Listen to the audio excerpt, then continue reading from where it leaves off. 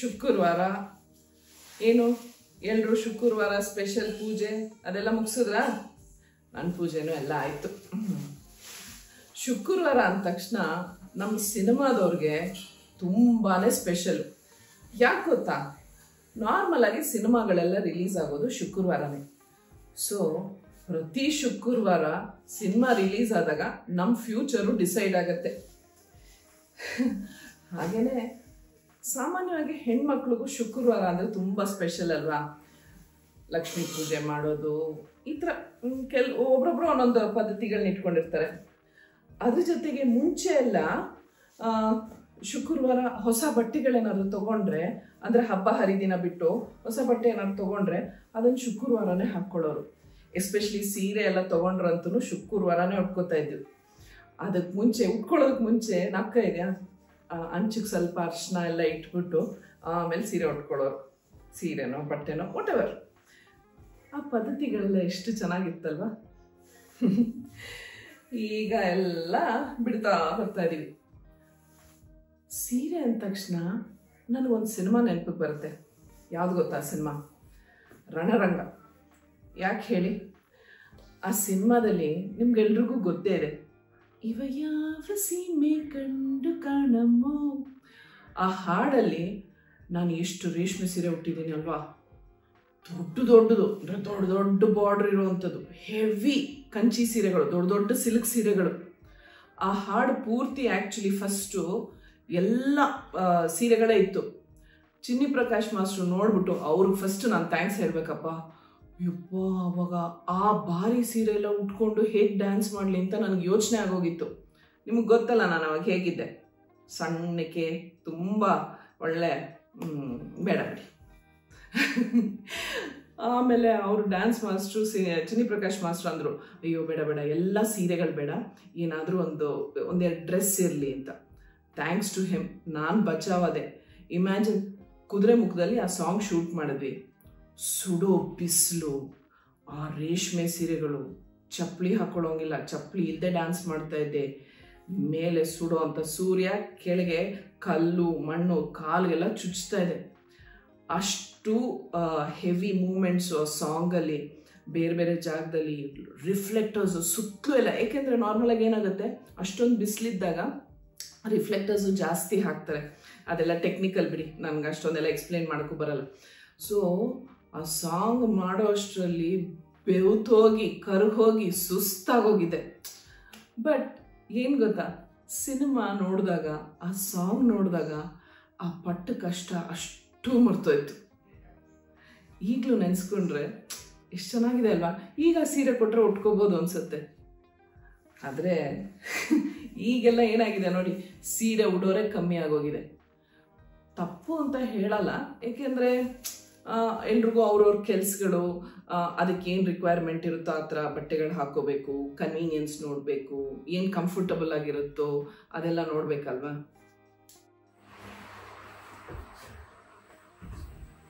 ಈ ಸೀರೆ ಹೇಗಿದೆ ನೋಡಿ, ಚೆನ್ನಾಗಿದೆ ಅಲ್ವಾ?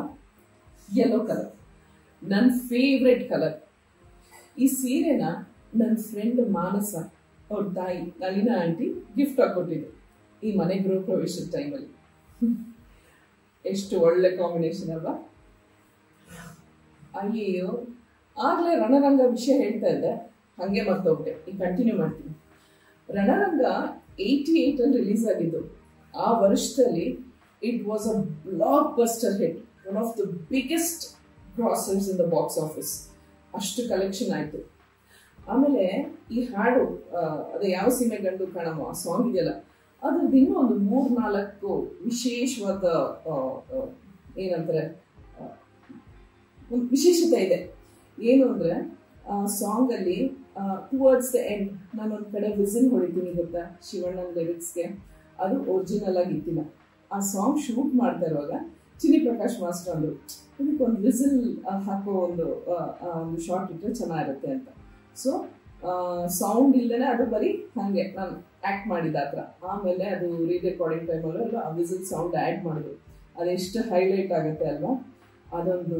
ಆಮೇಲೆ ನನಗೆ ಬೇರೆ ಬೇರೆ ಗಾಯಕರು ಬೇಕಾದಷ್ಟು ಜನ ಹಾಡು ಅಂದರೆ ಸಾಂಗ್ಗೆ ವಾಯ್ಸ್ ಕೊಟ್ಟಿದ್ದಾರೆ. ಆದರೆ ವಾಣಿ ಜಯರಾಮ್ ಅವರು ಇದೊಂದೇ ಹಾಡೇ ಹಾಡಿರೋದು, ಅಂದರೆ ಅವ್ರ ಹಾಡಿಗೆ ನಾನು ಆ್ಯಕ್ಟ್ ಮಾಡಿರೋದು ಇದೊಂದೇ ಸಾಂಗ್, ಅದೊಂದು. ಆಮೇಲೆ ನಿಮ್ಗೆಲ್ರಿಗೂ ಗೊತ್ತಿದೆ, ಸುಮಾರು ಸತಿ ನಾನು ಇದನ್ನು ಹೇಳಿದ್ದೀನಿ, ನಾವು ಯಾವುದೇ ಸಾಂಗ್ ಶಿವಣ್ಣ ಮತ್ತು ನಾನು ಯಾವುದೇ ಸಾಂಗ್ ಮಾಡಿದ್ರು ಆ್ಯಕ್ಟ್ ಮಾಡಿರೋದ್ರಲ್ಲಿ ನನ್ನ ಲೈನ್ಸ್ಗೆ ಶಿವಣ್ಣ ಲಿಪ್ಸಿಂಕ್ ಮಾಡಿರ್ತಾರೆ ಆ್ಯಂಡ್ ಶಿವಣ್ಣನ ಲೈನ್ಸ್ಗೆ ನಾನು ಲಿಪ್ಸಿಂಕ್ ಮಾಡಿರ್ತೀನಿ. ಅದೇ ಥರ ಈ ಸಾಂಗಲ್ಲೂ ಆಗಿದೆ. ಬೇಕಾದ್ರೆ ನೀವು ಇನ್ನೊಂದ್ಸತಿ ಗಮನ ಇಟ್ಟು ನೋಡಿ, ಅದು ಎಲ್ಲಿ ಅಂತ ಹುಡುಕಿ ಹೇಳಿ, ಕಾಮೆಂಟ್ಸಲ್ಲಿ ಹಾಕಿ, ಓಕೆನಾ?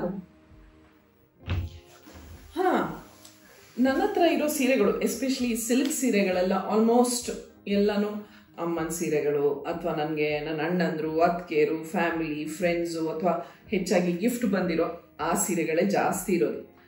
ನನಗೆ personally I prefer cotton sarees. Cotton sarees ಅಂದರೆ ತುಂಬ ಕಂಫರ್ಟಬಲ್ ಅಪ್ಪ. ಈ ಸಿಲ್ಕ್ ಸೀರೆ ಉಟ್ಕೊಂಡ್ರೆ ಚೆನ್ನಾಗಿರುತ್ತೆ, ನೋಡೋಕ್ಕೆಲ್ಲ ತುಂಬ ಚೆನ್ನಾಗಿ ಕಾಣುತ್ತೆ, ಆದರೆ ಅದು ಮೇಂಟೈನ್ ಮಾಡೋದು ಸ್ವಲ್ಪ ಕಷ್ಟ. ಉಟ್ಕೊಂಡು ಹೆಂಗೆ ಬೇಕಾದ್ರೂ ಹಾಗಿರೋಕ್ಕಾಗಲ್ಲ, ತುಂಬ ಕೇರ್ಫುಲ್ಲಾಗಿ ಡೆಲಿಕೇಟಾಗಿರಬೇಕು. ಬಟ್ ಆ್ಯಕ್ಚುಲಿ ಏನು ಗೊತ್ತಾ, ಈ ಘೋರ್ದನ್ಗೊಂದು ಅಭ್ಯಾಸ ಇದೆ, ಸರ್ಪ್ರೈಸಾಗಿ ಗಿಫ್ಟ್ಗಳು ಕೊಡೋದು. ಆ್ಯಂಡ್ ಅದು ಏನು, ಮೋಸ್ಟ್ ಆಫ್ ದ ಟೈಮ್ ಸೀರೆಗಳು, ಒಡವೆಗಳು ಕೊಟ್ಬಿಡ್ತಾರೆ. ಅದು ಕೆಲವು ಸತಿ ಇಲ್ಲ, ಮೋಸ್ಟ್ ಆಫ್ ದ ಟೈಮ್ಸ್ ನನಗೆ ಇಷ್ಟನೇ ಆಗಲ್ಲ. ಸೊ ಹಾಗಾಗಿ ಅದನ್ನು ಎಕ್ಸ್ಚೇಂಜ್ ಮಾಡೋದಕ್ಕೆ ನಾನೇ ಹೋಗ್ತೀನಿ. ಅಂಥ ಟೈಮಲ್ಲಿ ಮಾತ್ರ ನಾನು ಈ ಸಿಲ್ಕ್ ಸೀರೆಗಳನ್ನೆಲ್ಲ ತೊಗೊಂಡು ಬರೋದು. ಈ ಥರ ನಿಮ್ಗಳಿಗೂ ಆಗಿರುತ್ತೆ ಅಲ್ವಾ? ಹೆಂಗಸ್ರಿಗೆ ಯಾವಾಗಲೂ ಸೀರೆಗಳು, ಒಡವೆಗಳನ್ನ ಕೊಡಿಸ್ಬೇಕು ಅಂದರೆ ಅವರನ್ನೇ, ಅಂದರೆ ನಮ್ಮನ್ನೇ ಕರ್ಕೊಂಡೋಗಿ ನಮಗೆ ಎಂಥದ್ದು ಬೇಕೋ ಅಂಥದ್ದು ಕೊಡಿಸ್ಬೇಕು. ಆವಾಗಲೇ ಚೆನ್ನಾಗಿರೋದು, ಆವಾಗಲೇ ಖುಷಿ ಆಗೋದು. ಇಲ್ಲ ಅಂತಂದರೆ ಅಯ್ಯೋ ಇದು ಚೆನ್ನಾಗಿಲ್ಲ ಅಂತ ಅನ್ನಿಸ್ತಾ ಇರುತ್ತೆ. ನಾನು ಹಾಗೆ ಮಾಡ್ತೀನಾ, ಹೋಗಿ ಎಕ್ಸ್ಚೇಂಜ್ ಮಾಡ್ಕೊಂಬರ್ತೀನಾ, ಬಂದು ನೋಡ್ತು ಅಂದ್ರೆ ಗೋರ್ದವನ ಹತ್ರ ಅಂತ ಇಟ್ಕೊಂಡಿರ್ತಾರೆ ಮುಖ, ನಾನು ತಂದಿದ್ದೆ ಚೆನ್ನಾಗಿತ್ತು, ನೀನು ಇದು ಯಾವುದೋ ಸೆಲೆಕ್ಟ್ ಮಾಡ್ಕೊಂಡು ಬಂದಿದ್ಯಾ ಅಂತಾರೆ. ಬಟ್ ಆ್ಯಕ್ಚುಲಿ ಹೆಂಗೆ ಗೊತ್ತಾ, ಒಂದೊಂದು ಸತಿ ನೀವು ತಂದು ಕೊಟ್ಟಿದ್ದಕ್ಕಿಂತ ನಾನು ಬೆಟರಾಗಿರೋದು ಸೆಲೆಕ್ಟ್ ಮಾಡ್ಕೊತೀನಿ ಅಂತ ಹೋಗಿರ್ತೀನಲ್ಲ, ಅದು ಚೆನ್ನಾಗಿರಲ್ಲ. ತಂದ ಮೇಲೆ ಅನಿಸುತ್ತೆ ಅವ್ರು ತಂದಿದ್ದೆ ಚೆನ್ನಾಗಿತ್ತು ಅಂತ. ಬಟ್ ಆದ್ರೆ ಏನು ಮಾಡೋದು, ಹೇಳ್ಕೊಳಕ್ಕಾಗಲ್ಲ ಅಲ್ವಾ? ಮನ್ಸಲ್ಲಿ ಹಂಗಿದ್ರೂ ಏನಿಲ್ಲ, ನಾನು ಸೆಲೆಕ್ಟ್ ಮಾಡಿದ್ದೆ ಚೆನ್ನಾಗಿರೋದು ಅಂತ ಆರ್ಗ್ಯೂ ಮಾಡ್ತೀನಿ. ನಿಮಗೂ ಅನುಭವ ಆಗಿರುತ್ತೆ ಅಲ್ವಾ? ಮಾರಲ್ ಆಫ್ ದ ಸ್ಟೋರಿ ಏನಪ್ಪ ಅಂದರೆ, ಹೆಂಗಸರಿಗೆ ಸಸ್ಪೆನ್ಸ್ ಇಷ್ಟ ಆಗಲ್ಲ, ಆದ್ರೆ ಸರ್ಪ್ರೈಸ್ ಇಷ್ಟ ಆಗುತ್ತೆ. ಸೀರೆ ಒಡವೆ ವಿಷಯದಲ್ಲ, ಶಾಪಿಂಗ್ಗೆ ನಮ್ಮನ್ನೇ ಕರ್ಕೊಂಡು ಹೋಗಿ ನಮಗೇನು ಇಷ್ಟ ಆಗುತ್ತೋ ಅದನ್ನು ಕೊಡ್ಸಿದ್ರೇನೆ ಸಖತ್ ಥ್ರಿಲ್ ಆಗೋದು.